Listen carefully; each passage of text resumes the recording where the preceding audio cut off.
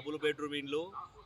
అసలు ఇప్పుడు ఈ ఇండ్లను చూస్తే పరిస్థితి ఎంత దారుణంగా ఉందంటే మన గౌరవ ఎమ్మెల్యే గారు మరి చూడండి మీరు, మా ప్రజలు ఓట్లేసి గెలిపిస్తే మీరు ఇక్కడ లేకపోతుంది, జర్మన్లు పోవట్టే రావట్టే. మరి ఈ ఇండ్ల పరిస్థితి చూడండి ఒకసారి, ఎక్కడెక్కడ పిల్లలు ఇరిగిపోయినాయి. అండ్ ఇంకోటి దీని గురించి పోసిన ఉసుక కూడా ఎవరెవరో తీసుకుపోతుర్రు. మరి వేమర ప్రజలారా ఆలోచించండి, ఈ ఇండ్లు ఇప్పుడే ఇట్లుంటే మనకి ఇచ్చినాక అసలు ఇస్తారా? మనకు ఇచ్చినాక పరిస్థితి ఏంది? సో ఇన్ని కట్టిరు, మరి ఇవి ఎప్పుడు పూర్తయి పేద ప్రజలకు ఎప్పుడు అందుతాయో కానీ మన గౌరవ ఎమ్మెల్యే గారికి తెలుసు. ఎమ్మెల్యే గారు మీరు జర్మనీ వచ్చేటప్పుడు ఇదే రూట్లో అవుతారు, ఇదే రూట్లో పోతారు.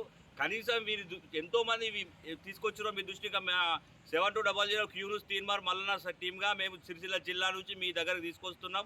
ఇప్పటికైనా డబుల్ బెడ్రూమ్లు ఇప్పటికైనా మీరు ఖచ్చితంగా 100కి 200% ఈ కంప్లీట్ చేసి వేములవాడ నియోజకవర్గ ప్రజలకు మీరు మీ చేతులతో అందియాలి. ఎమ్మెల్యే గారు ప్రతి ఒక్కరు మీరు ఓట్లేస్తే గెలిచిర్రు, ప్రతి ఒక్కరికి కరెక్ట్ న్యాయం జరగాలి. ఈ ఇంట్లో పరిస్థితి ఎంత దారుణంగా ఉంటే ప్రజలారా మీరు అవసరం ఒకసారి చూడండి.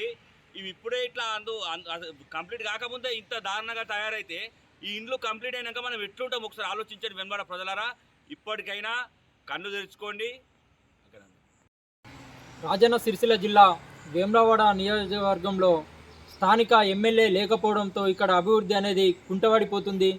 ఇక్కడ చూస్తూ ఉన్నాం డబుల్ బెడ్రూమ్ ఇళ్ళ పరిస్థితి ఎంత అధ్వానంగా మారిందో. ఇక్కడ స్థానిక ఎమ్మెల్యే లేకపోవడంతో దీన్ని పట్టించుకునే నాదుడే లేదు.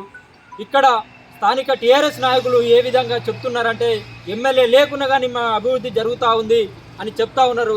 దయచేసి టీఆర్ఎస్ నాయకులారా ఫస్ట్ ఈ డబుల్ బెడ్రూమ్ ఇళ్ళ పరిస్థితి చూసినాకనే ఎమ్మెల్యే గురించి మాట్లాడాలి. ఎమ్మెల్యే ఇక్కడ జర్మనీలో ఉండు కాదు, జనంలో ఉండాలి. జనం ఓట్లతో గెలిచిన ఎమ్మెల్యే జర్మన్ పోవడానికి కాదు.